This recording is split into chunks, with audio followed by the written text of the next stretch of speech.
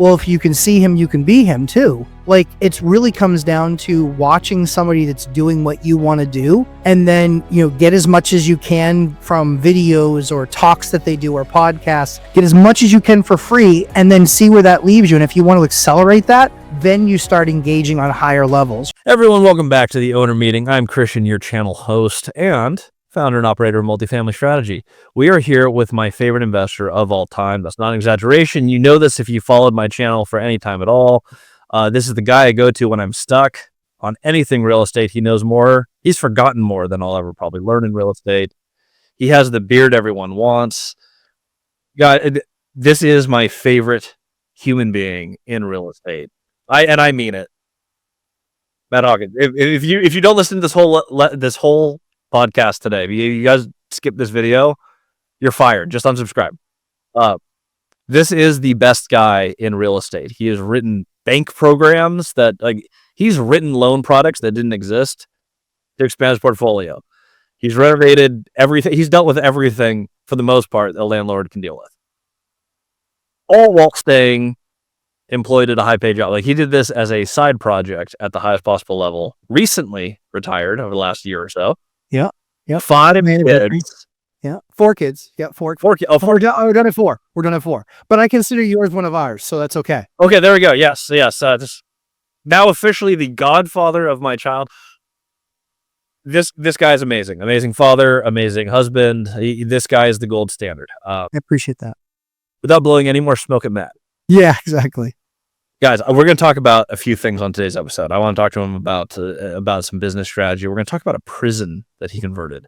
There are some cool conversions. I've done hotels, never a prison. I want to hear about this and how you're not turning it into like a slummy property either. Like, you're taking a prison and making it upscale living. That is a cool idea. You know what? You're supposed to bury the fun part to the end of the podcast so people actually listen. I'm going to trust everyone's going to listen to this whole thing. Let's just open on this prison conversion. How did this deal even come into your universe where you looked at a abandoned prison and went like, that's the project. This is the one. I think I'd flipped pretty much everything else. I think I'd done kind of every other project. So for us, one of the challenging things in our area, so I'm in New England, I'm actually in New Hampshire.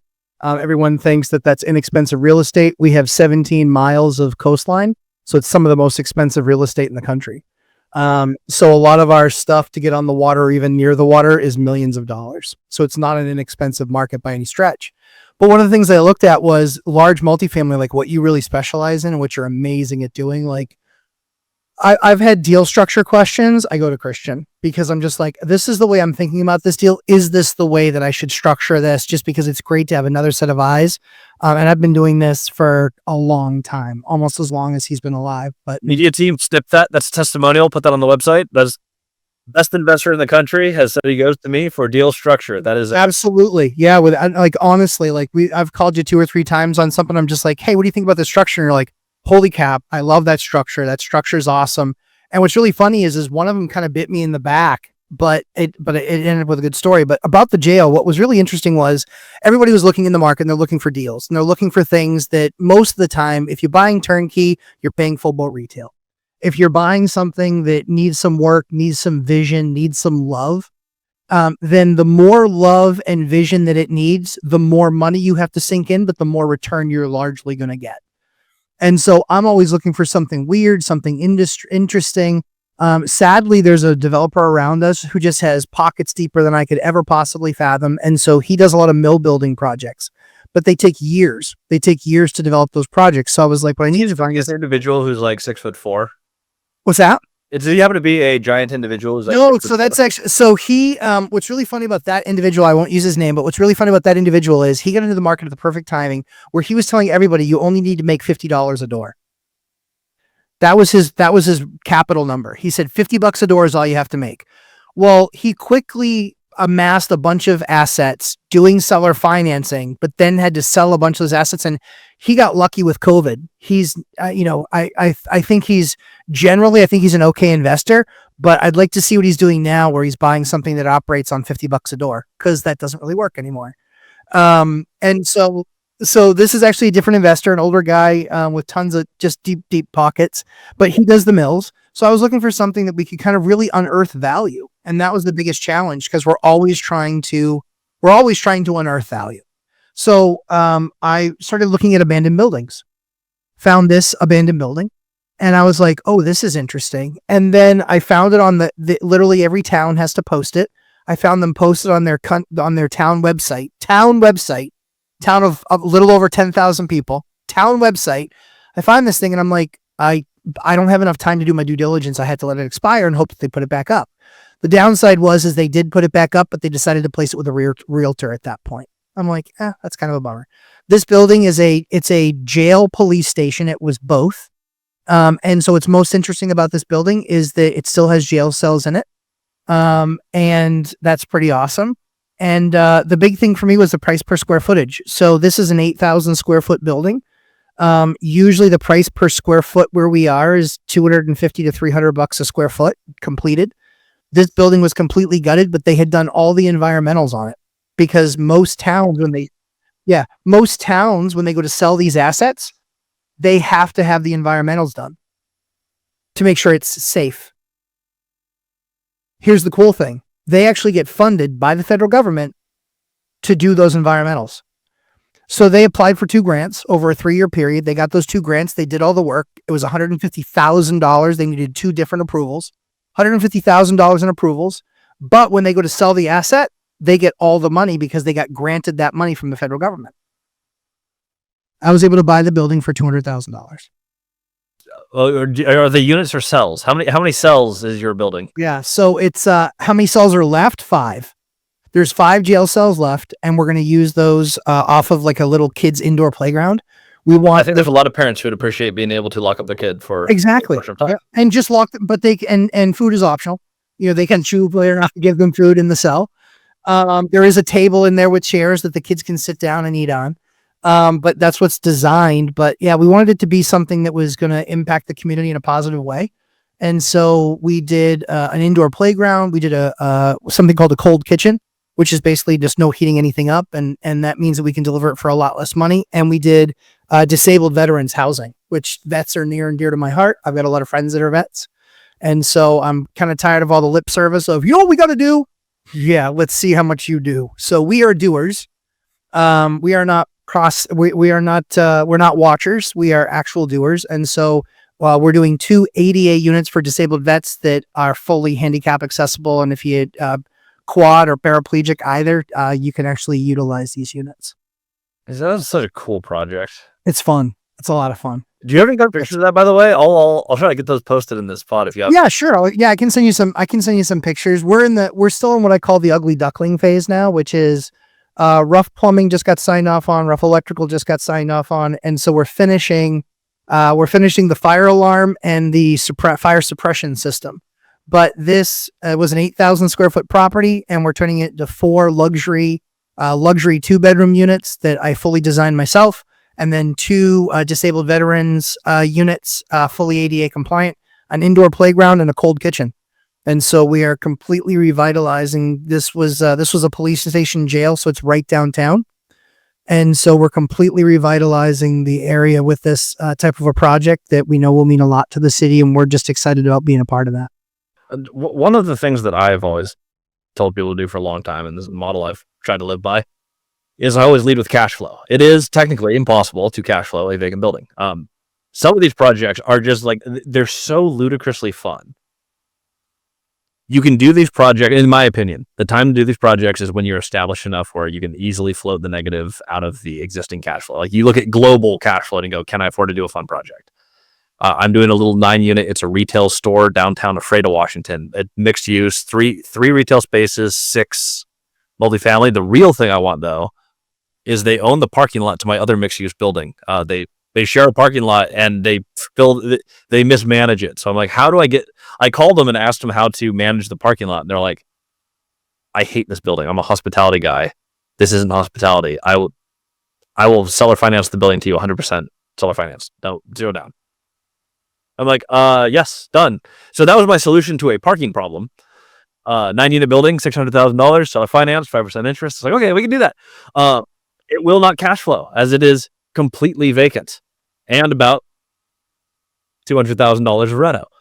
It is a project, but when you finish these in downtown core, it is so fun to be a part of a downtown. Like, it's like this building needed something done. Reimagining a space, I think, is a million times more fun than ground up.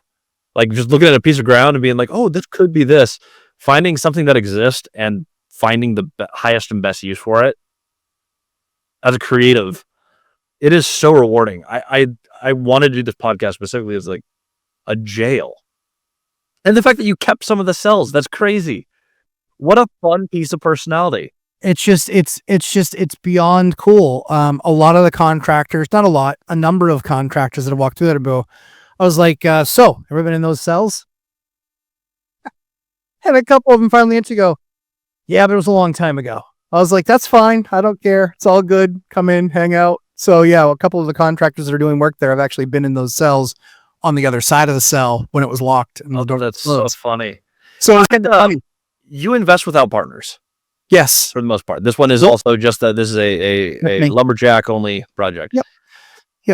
How does this work between you and your wife when you're buying this? Is this like, hey, Matt's out there just doing stuff, you guys walk to prison together? How does pitching her on keeping cells in the building? I'm just curious on how this works on a marriage standpoint. She has no input. She has no input. Last time she had input, she cost me like $1.3 million in a deal. So yeah, so I was just like, we're buying this place. She goes, babe, I don't want to buy that house. And I was like, we're buying it. And she's like, nope. And I was like, all right, we can talk about it. Well, I get my way almost all the time on the assets, but I tell her all the time, I was like, but the report card's kind of there. Like scoreboard, it's kind of there. And so this particular time she just goes, I can't. And I was like, okay, I'll respect that. I see the path for this, but I'll respect that. We did that. I negotiated the deal down to $226,000. That property just traded for over $1 million just 4 years later with minimal reno. And it was because of its zoning and the fact that 4 more units can be put up there, which will add another $1 million to $1.2 million to that deal. But in this particular case, she's been inside the jail maybe 2 or 3 times, but it was much more like, hey, honey, let's go to the jail together so you can kind of see what I'm doing. I'm not doing any of the work, but I'm doing all the design was me. All the design decisions, the business decisions, what we end up doing with the space, how we break up the space. All of that was me. That's what I've done consistently. So my wife is amazing. She trusts me implicitly. I mean, I would hope so after 37 deals together, that she trusts it at least a little bit. But yeah, so not a ton of involvement, honestly. Like she doesn't really do any design. She really focuses in making sure that, hey, you're up to date and this is the number where we're at. I always know the ballpark, but she always makes sure that we know the hard number. So yeah, she's great. My wife is very involved in the business, but Danny does the same thing. It's like, hey, if I need to know how a building is operating, I can always go to Danny, and Danny's like, hey, this is your exact mortgage you're paying on every single building. Here's our expenses. If you do this, you're going to be making this much. I'm like, perfect. And she struggled with math. That's how easy real estate math is. She really has a lot of difficulty with math, but she can tell you every single property to the cent. This is what we are cash flowing today on every single deal, which is so helpful. That's why we have amazing wives. Like they've not dedicated themselves to something that they love other than us. Like it's just us. It's just us and our families. That's what they love. And my wife is willing to do whatever it takes. And that's the thing that I admire most in my wife is that I know she doesn't want to be in accounting. I know that she doesn't want to go to the post office and pick up mail. I know that she doesn't want to go and do all the deposit slips and do all that work, for the stuff that we still have that doesn't come in through our portal or through Venmo. I know she doesn't want to do that stuff, but she does it because she loves our family and because it's where she's needed if we're going to trust the growth process. And so my goal over the next year is to kind of get her out of the business so she can, so she doesn't have to do any of that. And then we can just have a once a week meeting where we just talk about it. But yeah, our wives doing that for us in turn for themselves, but then for our families, like that's one of the most amazing qualities of our wives. And in return, all we do is provide a big ass house. Matt's house can eat my house and the other one. Yeah, it's really funny because as you know, the only thing when we talk about that stuff, I'm like, the only thing kind of ostentatious about me. It's certainly not my clothes, my wardrobe, or my facial hair. It's really only my house. And I just bought, and it was the same thing. I bought it from somebody that overdid it, got in trouble, and I was there and able to execute on the opportunity. So I will. Beard is comparable to that. Yeah, it's close. Yeah, it's close. I think the house takes a lot more work than the beard, which is nice. That it would take me a lot more work to grow that beard than it would to buy the house.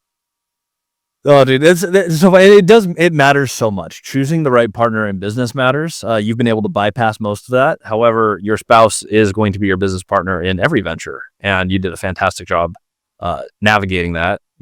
Now you have 4 awesome kids. I'm trying hard to keep catch up with you. 4 is the goal. You get a lot of years. The good news is you get a lot of years left to be able to catch me. That's the good news. I'm already really old. Most people don't know, but I'm already really old. I'm knocking on 50's door a couple of years. So but blessed to have the opportunity that I did. And you've done an amazing job in a very short period of time. So with your trajectory, there's no doubt that you're a huge success, but there's no doubt that you'll get the size that comes with that soon. There's something that you did uniquely well, though. Like I would argue on a lot of fronts. I think anyone can do what I did, but I did it on hard mode. Like I work every hour. I have no free time. I won't have. I think I'm about 2 years from having time freedom if I choose it. But like I've been working for 5 years with 0 time freedom. I have financial freedom, and I actually have financial excess. But holy Lord, I don't have any time. Like I traded 100% of my time. My goal is by the time my kid is 2 and can actually start like remembering things, that dad is available. Like right now is kind of grind time because I'm like, okay, I spend time with him. I get to work from home, so he gets more dad time than most kids do. But I don't want him remembering like, hey, every waking second of the day, my dad was around and he'd pick me up and then he'd start working. Like I don't want that for my kids. So time freedom is my next goal. You were able to build a business. You had a full-time career in tech. And you did very well there. You very, very well in your career. You have invested in your spare time, and you've built how many units is your portfolio? Not that unit count is everything, but no, we're coming up on 160, I think. That is huge. And you did it without partners. As I mentioned in every episode, unit count's easy to flash. The fact that I have twice the units and a quarter of the equity, Matt is orders of magnitude larger than me. And he has 30-year fixed rate debt on basically the entire thing. It's true. At what is average interest rate? 4. I'm hanging up. This is I mean, let's say, it was like having been around long enough and seen the cycles. When we saw that massive dip, I literally, just like you guys did, tried to pull on everything I possibly could. And so I pulled on every bank and I talked to all of them. And one bank was, really open to doing something outside the box. It was because we had personal relationship. It was we always preach, 2 billion assets under management or smaller. And we were able to put together a product. And so, 93% of my portfolio right now, 93% of it is 30-year fixed rate debt. And that's where we want to be. So 30-year fixed rate debt. And the cool thing is that it's at 4. That's our average is 4. So we have some that's a bit, we have a lot that's just under 4. We have some at 4. And then we have a few assets that are, above 4. So yeah, we carry about a 4% interest rate average. And that obviously creates a lot of cash flow that allows us to do a lot of these projects in cash and out of cash where we don't actually have to borrow debt. But I like to borrow debt too. I like to borrow debt. On this jail, because you asked, we did financing, but I'm a big fan of the construction loan. I get to lock in my rate in the beginning and then I get 0%. I get interest only for the first 18 months.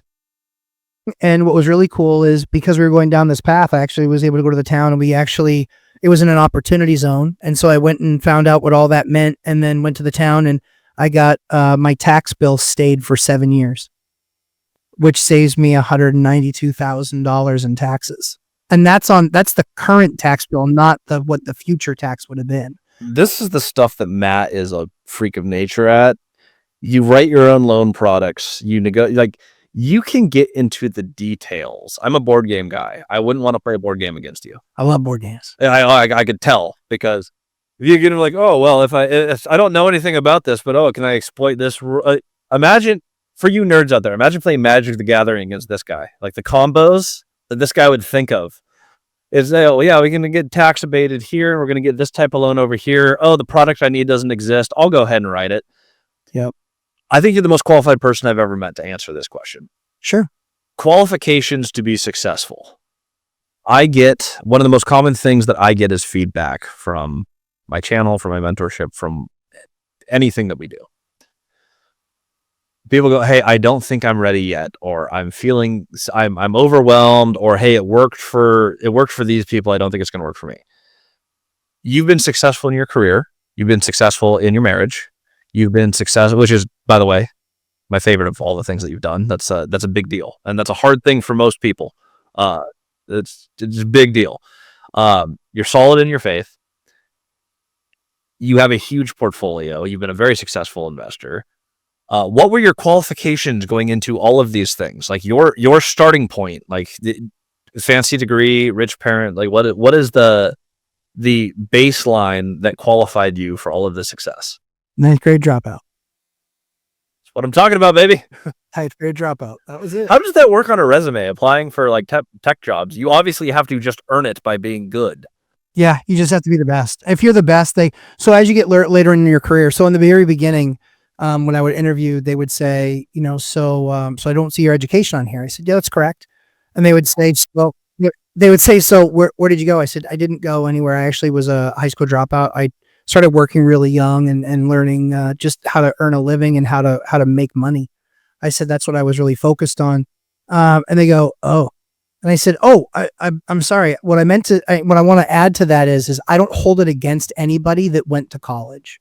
Like, I understand that they all kind of learn the same stuff and all do the same kind of thing.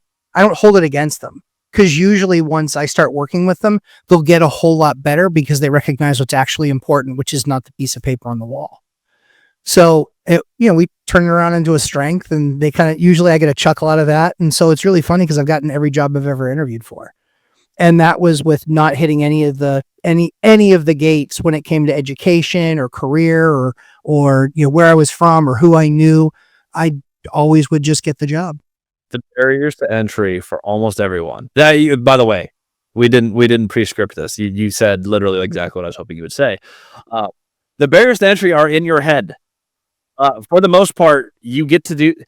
It took me longer than Matt to figure this out. It took me an 8-year career to figure out I didn't need the career, and nothing I had ever done in my entire career did anything to prepare me to be an investor. Working at the CoStar Group, cool. I was around other owners and other banks. You know how many of them have lent on my deal or I've called? 0. None. Different skill set. You want to be an entrepreneur or you want to be successful in a career. The sales skills and the negotiation skills, which anyone can learn without going to school, that gets you everything.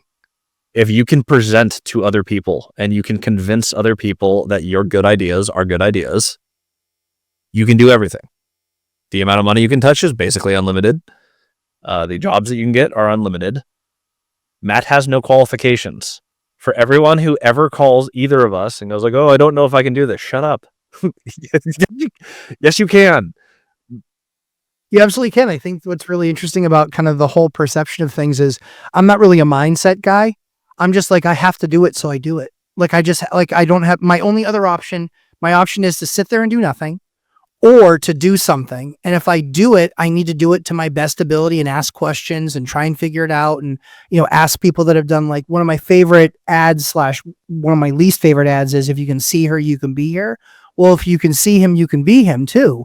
Like, it really comes down to watching somebody that's doing what you want to do, and then, get as much as you can from videos or talks that they do or podcasts, get as much as you can for free, and then see where that leaves you. And if you want to accelerate that, then you start engaging on higher levels, whether it's, Gary Vaynerchuk. I like him. I hate hustle porn, but I like Gary. I think he's awesome, but I hate hustle porn. But you spend $15,000 a month or $15,000 to have lunch with him. And if you watch all those recorded lunches, you get about 80%, 85% of what you probably need as an individual. The other 15%, fine, go contract to get the other 15%. But 85 to 90% of it, you can get it all there. And then it's, when you really come in contact and really try and go through like a mentoring process, well, that just helps speed things up for you. That's what the focus is there. That's just really to speed things up and get better focus, and then create a personal relationship with the person who's actually done this thing. That's what I like so much about your course. That's what I like so much about mine is they're very hands-off and hands-on, and then people get in there and they got to do the work. They're listening to the work. They're talking about the work every single week because we want to see you succeed. We want to see you get better. We want to see a difference in you. And for us, it's 12 weeks. It's a set up period of time. But we have people purchase through the process, and that's what we love watching. We love helping them get that thing going. Well, and that's the thing with because this is such a huge problem that we see just in like media today is like everyone's trying to make a buck off of other people. See all these like stupid courses, and there's really two things that you look for, I think, when you're looking for a mentor. One, and most importantly, is it someone who actually has done what you want to do, not someone who's teaching it, not someone who is flashing a sports car or a boat or a like whatever. Because notice, well, yes, Matt and I both do have big houses. We're not flashy people. Matt's not sitting here rocking his diamond studded watch. Yeah, it is. Not wearing jewelry. They're wearing flannel, black t-shirts, hats. Like, we are not flashy people. You're looking for the people who said exactly what Matt said.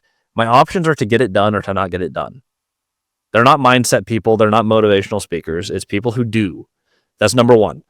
Number two, you're looking for a mentorship where you just get what you pay for. This is the trap that I'm seeing online right now for almost every major, like these multi-million-dollar courses and mentorships.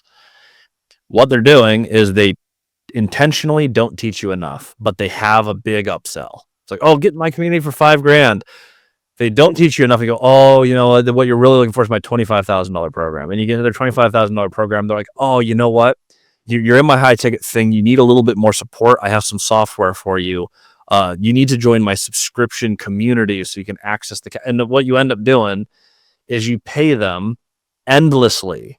And the whole goal is to not teach you everything. So you need them to do the thing. Even if their thing technically works, they build it so you need them. This is something I do not endorse other people's stuff directly on podcast ever. I have taken Matt's course. I will directly endorse it. You get exactly what you pay for, and Matt has nothing else to sell you. There is no bullshit. There is no upsell. It's really simple. It's not a huge, long course or mentorship. It is a simple product that works where you get access to the person who is teaching what you wanted to learn. That's why it works. The fact that is not that expensive, and there's not a 50-step process and a app that you buy. That's not a downside. That's why the thing works, because you don't need it. Real estate is simple. Anyone who's selling you a complicated method to get into real estate doesn't understand real estate. No, it's crazy. Some of the stuff that we see is just absolutely nuts. And so, yeah, I appreciate you saying that about my course. I mean, I've taken yours. And again, the idea is you want to learn these really important life block, blocking and tackling concepts. And then you go a mile deep in those areas where you're just like, wow, that's the part that really gets me going about it. It's acquisition, or it's self-management, or it's, buying big stuff, or it's buying a bunch of small stuff, or whatever you want it to be is what you can then kind of make it. But the idea is in all of these processes, you learn very, very honestly, you learn that usually the teachers in these two classes, i.e. us, we're still doing deals every single day. My most recent deal I signed last Monday. Like, we're still doing deals every single month. We're still making offers. We're still trying to close on deals. I will stop coaching if I ever make more in coaching than I do in real estate. The main business is the main business. We are experts in our field. I've used some of your like decentralized management strategies for how you've used brokers to do showings. I have my own teams for these, but sometimes like people are like, there's too many showings. I'm like, perfect. I have an actual text group called the Minions internally, but I have my chief of the Minions who, like, when we have, I'm like, a minion can do that. We have a bunch of tasks where I'm like, What are you blowing your time on? You are more valuable than that. Send it to the minions. And they send it out to the minions. And for 10 or 20 bucks, all these little tasks can get done for PM from the army of people out there who would love to make 10 or 20 bucks. I invest in a college town. Do you know how easy it is to get college students to do your notice postings instead of drive out there?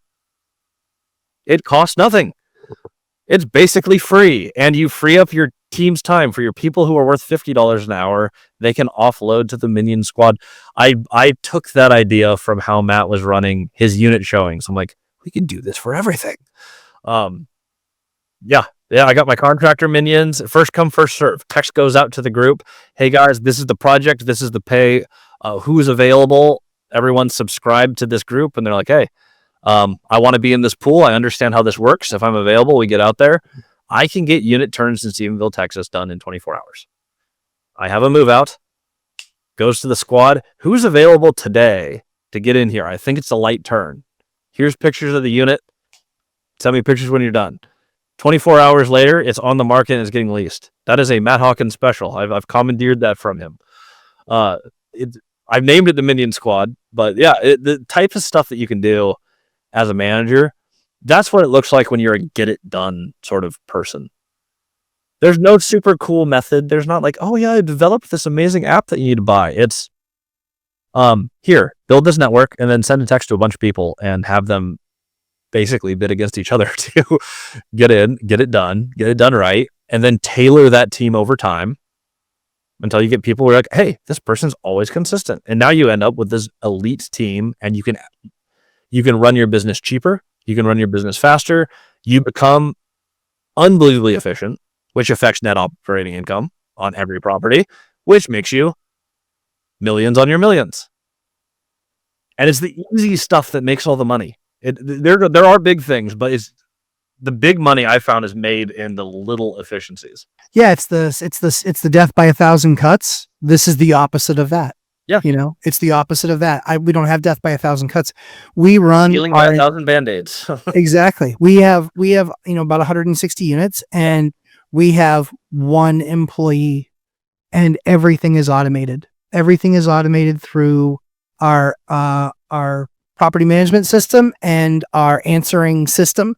And that cost to us a month is about $237 for both of them. So we are fully automated for $237 a month because I wanted to be completely automated. And that way my guys and everything that happens or whatever comes up, like I'm not getting awakened at 2:00 in the morning. So we're 100% automated for less than $300 a month. And that's one of the things that we teach people how to do so they don't have to necessarily take that phone call. Most importantly is, if it's an emergency, why do I need to be the guy that calls the guy? Like, let's just let you call him directly. So yeah, there's a lot of ways that you can do it. But yeah, I coming from a background of artificial intelligence and RPA, I was able to figure out how to better manage the business this way. And so that's what we have kind of set up. And like I said, less than $300 a month, you're good. It's amazing. It's awesome. Matt, it's been awesome having you on the pod again. We will definitely bring you back again. Matt is legitimately my favorite investor. Hands down, no competition. This is the guy. You need life advice, Matt probably has it. You need parenting advice, Matt probably has it. You need real estate advice, Matt definitely has it. No, I appreciate having you on, man. Awesome having you again. We'll bring you back soon. Everyone, if you do not follow him on YouTube, he is Lumberjack Landlord on YouTube. Amazing channel. You go live is it Sunday? Thursday. So we changed from Sundays just recently. So we went to Thursday nights, 9 p.m. Eastern time, because we wanted to make sure that the West Coast got a chance to get involved. So 6 p.m. Pacific time and 8 p.m. Central time and 9 p.m. Eastern time on Thursday nights. We go live for 90 minutes and I just answer your questions free of charge. Just come hang out. Awesome. Well, join that. You guys are also welcome to Multifamily Strategy Lives, which are Wednesday nights at 5 Central. I had to think about that. 5 Central. So not as kind to the West Coast, middle of your workday, but all you 9-to-5ers don't work anyway. So tune in. We'll see you guys on both the lives. Matt, awesome seeing you. We'll see everyone on the next episode.